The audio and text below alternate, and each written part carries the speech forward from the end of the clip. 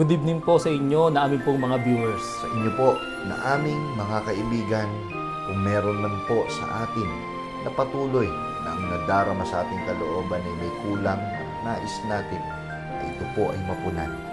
Tandaan natin nakahanda po ang Diyos upang tayo tulungan at sana po kami na inyong mga kasangkapan ito'y matugunan dito sa programang Full Life.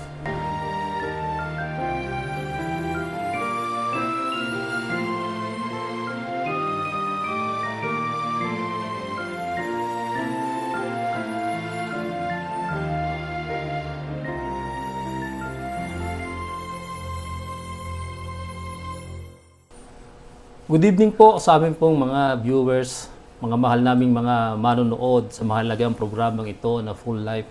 Nagpapasalamat po kami sa Panginoon sa pagkasangkapan po sa inyong mga likod sa mahalagang programang ito. Sapagkat patuloy siyang nagbubukas ng kalooban sa atin upang maunawaan natin kung ano ang mga mabuting bagay na pupuno o magpapaging ganap natin sa harapan ng Panginoon. Yung po bang matatawag nating ito ang matagumpay na buhay. Narito pong muli ang inyong mga lingkod sa programang ito para sa part 2 na topic na Live in Love. Kung iisipin ay doable pa ba ang mabuhay sa pagmamahal? Mahirap. Kung iisipin, mga kaibigan, mas mahirap ang mabuhay na lang sa galit.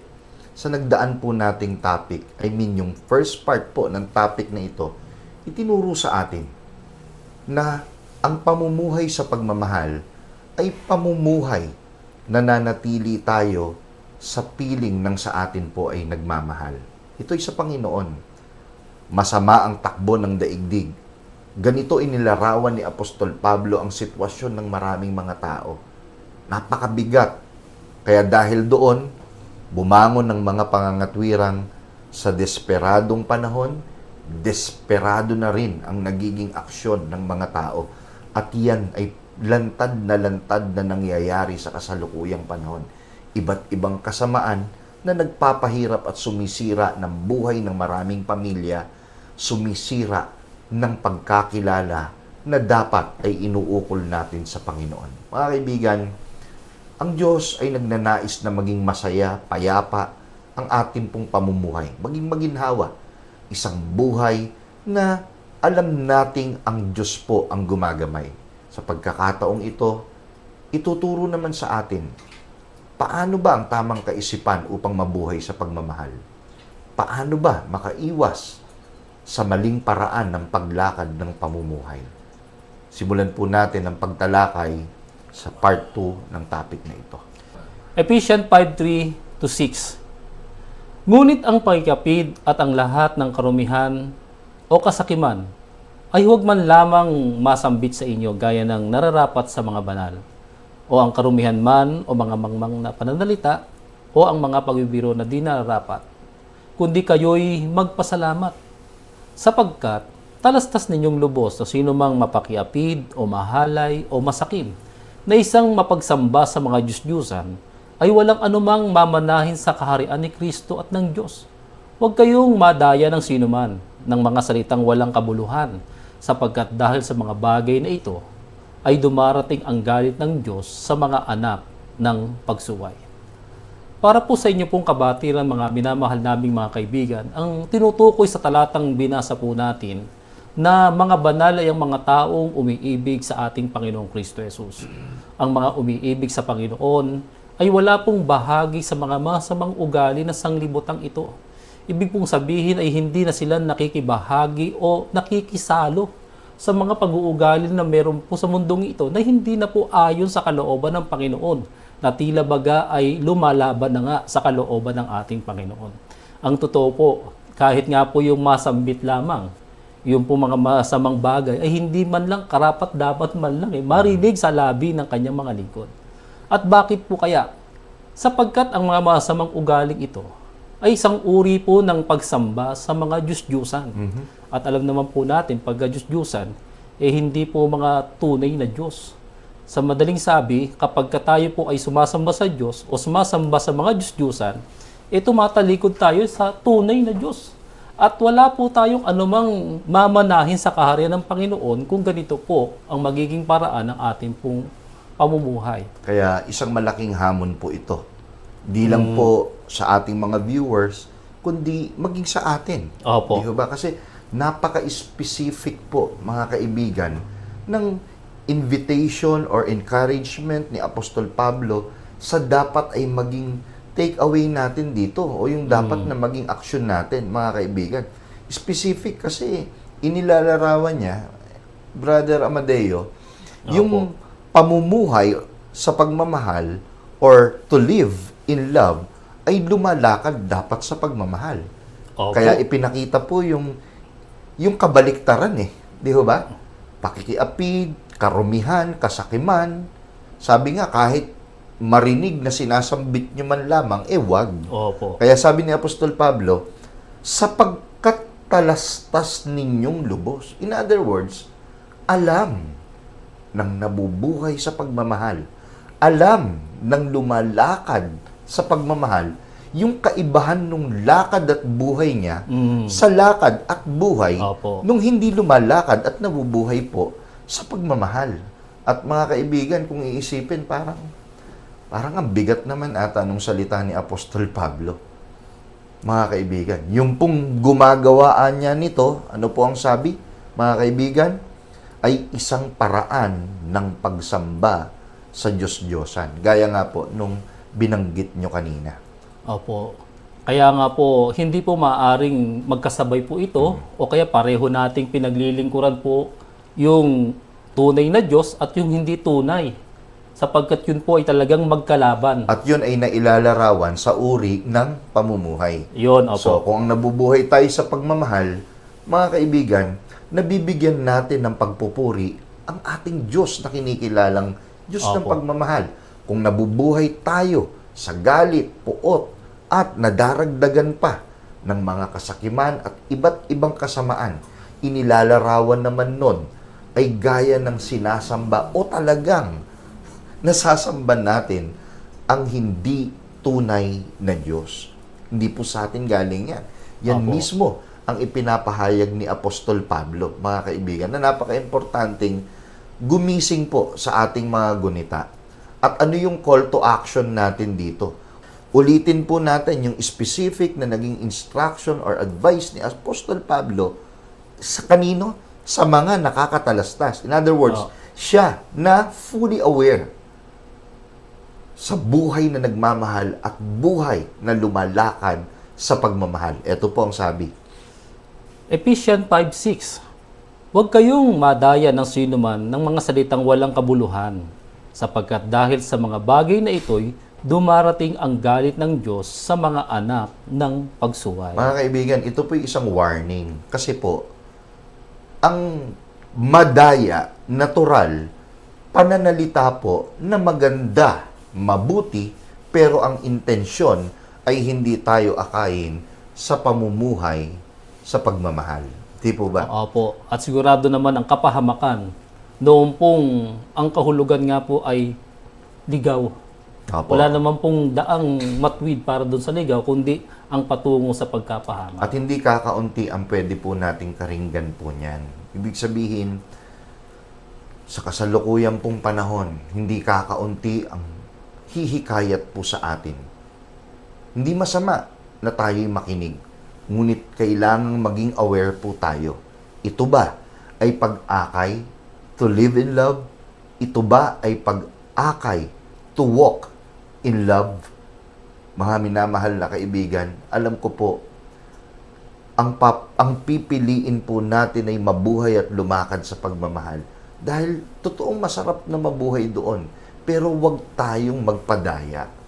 Mag-ingat po tayo, mga kaibigan.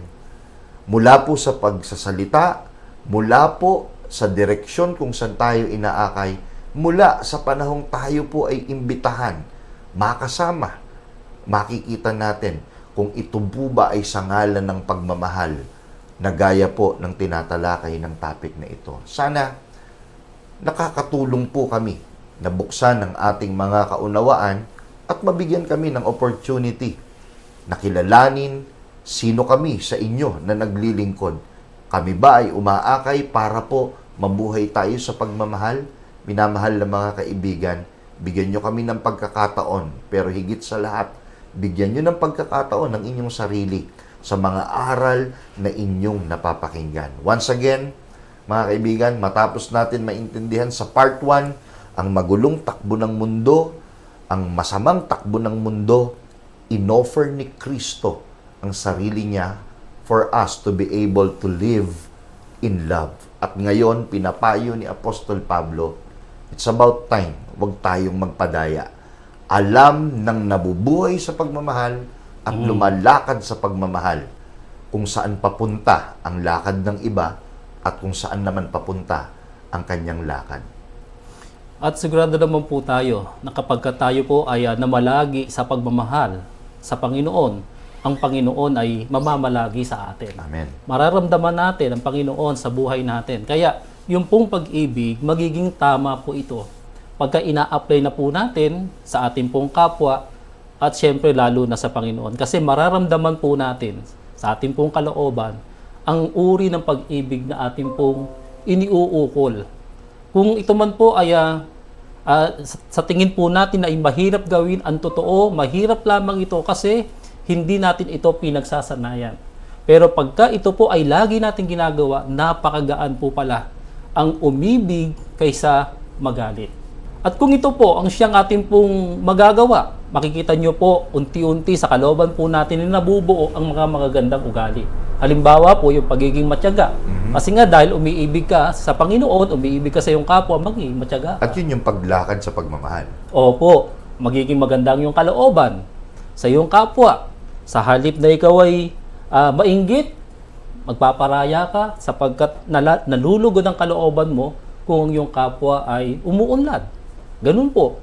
Hindi ka rin magmamapuri kasi umiibig ka nga sa Panginoon, iniibig mong iyong kapwa. Hindi nagiging magaspang ang ugali natin na dati hindi tayo umiibig kung ano na lang yung masabi natin. Pero dahil umiibig na po tayo, nararamdaman po natin unti-unting napipino, nagiging mahinaho ng ating pag-iisip pagka umiiral o nagahari sa atin ang pag-ibig. At tiyak po tayo, Brother Amadeo, na sino mang mahal natin sa buhay, kaibigan, kaanak, sino man yan, na gusto nating makasama sa buhay na nabubuhay sa pagmamahal. Opo. Tiyak po maaakay natin. Sino nga ba namang taong hindi sasama sa isang buhay na nabubuhay sa pagmamahal? Opo, Diba? napakaginhawang kasama. At kung dire-diretso po tayong lalakad sa ganitong buhay, may tiyak po tayong destinasyon na patutunguhan, mga kaibigan. Opo. At yan po ay mababasa natin sa pagpapatuloy ng mga pagpapayo ni Apostol Pablo. Ephesians 5:7-10. Huwag kayong makibahagi sa kanila, sapagkat noong panahon kayo'y kadiliman, datapot ngayon kayo'y kaliwanagan sa Panginoon. Magsilakad kayong gaya ng mga anak ng kaliwanagan, sapagkat ang bunga ng kaliwanagan ay nabubuo ng kabutihan at katwiran at katotohanan na inyong pinatutunayan ang kinalulugdan ng Panginoon. Yun, mga kaibigan, napaka-importante nito. Huwag kayong makibahagi sa kanila. Habang nagpapatuloy tayo sa pamumuhay na lumalakad sa pagmamahal, nabubuhay sa pagmamahal, iniiwas tayo nito na maging part ng uri ng pamumuhay ng iba. Hindi nga po sa mabuti. Di ko ba? Sabi po rito ni Apostol Pablo, sapagkat noong panahong kayo'y kadiliman. Ano ibig sabihin nito? Mga kaibigan, yan po yung pamumuhay na hindi sa pag-ibig. Di ba? Namumuhay tayo noon sa dilim. Maiko-compare po natin ngayon kung alin yung mas mabuting lakarang buhay. Noon, panahon ng kadiliman, hindi panahon ng pagmamahal. Datapot ngayon kay kaliwanagan sa Panginoon. Nabubuhay na tayo sa liwanag. Opo. At tiyak ang destinasyon natin. Ang bunga ng kaliwanagan ay nabubuo ng kabutihan at katwiran at katotohanan. Wala na tayong ibang iisipin sa ating pong buhay, kundi ang mabuti, ang katwiran at ang katotohanan ang ating pong pairalin. Yun po ang pinatutunayan ng isang taong nabubuhay na siya ay kinalulugdan ng Panginoon. Kasi siya ang may plano nito, Brother Opo. Amadeo, di ba? Pwede ba namang ilihis pa natin yung buhay na ino-offer ng Diyos na pinakamaganda? Di ba? Pipili pa ba tayo ng ibang buhay? Siyempre hindi na po dahil yung buhay na pinakamagandang buhay na maaari po nating matanggap sa Panginoon. Dagdagan nyo pa po, Brother Amadeo. Sa katotohanan po, kapag talagang tayo po ay nabubuhay sa sarili nating paraan, talagang yun na po yung masabi nating yung worst scenario ng buhay natin Dahil sa oras na ang sinusunod na po natin ay ang sarili nating kalooban, naliligaw lang po tayo, napupunta tayo sa dilim. Samantalang kung susundin natin ang Panginoon, iibigin natin ang Panginoon at ang Panginoon ay sumasa atin, tama po yung landas na nilalakaran natin. Maliwanag, maaliwalas, tignan, pagka lumalakad tayo, hindi po tayo matitisod, hindi po tayo mapapahamak. Samantalang tayo po ay nabubuhay sa pag-ibig. Hinihikayat po namin kayong lahat, mga kaibigan. Hindi po mahirap tanggapin ang ino-offer ng Panginoong to live and to walk in love. Kabutihan, katwiran, katotohanan. Mabubuo po ang liwanag sa ating buhay na hindi lang para sa ating pakinabang, kundi maging sa pakinabang ng ating pong kapwa-tao. Hindi pa huli ang lahat. Kung ngayon, ang iyong pamumuhay ay hindi ginagabayan ng liwanag o ng pag-ibig, may pagkakataon pa para baguhin ang ating lakad. Una'y sumampalataya tayo sa pagtuturong ito, daan sa ikapagbabago. Ikalawa, isa kabuhayan natin. Ang sinampalatayanan nating pamumuhay sa pagmamahal, makakamit natin ang pangako ng Panginoon. Pangatlo, pagtapatan. In other words, manatili tayo rito na gawin ang ayon sa kalooban ng Panginoon. Mga kaibigan, pagpalain po tayo ng Panginoon sa napakahalagang pag-aaral na ito at tulungan tayo ng Panginoon na magawa natin ang kanyang banal na kalooban sa atin. At lagi nating tandaan, when God is all we have, surely we can achieve a full life. Magandang gabi po.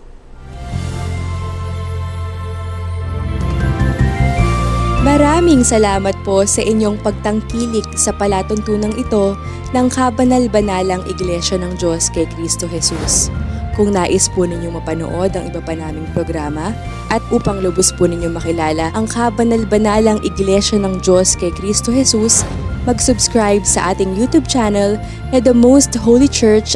Bisitahin ang aming Facebook page na MHC Media. At bisitahin ang ating official website na www.mostholychurch.com. Maraming salamat po.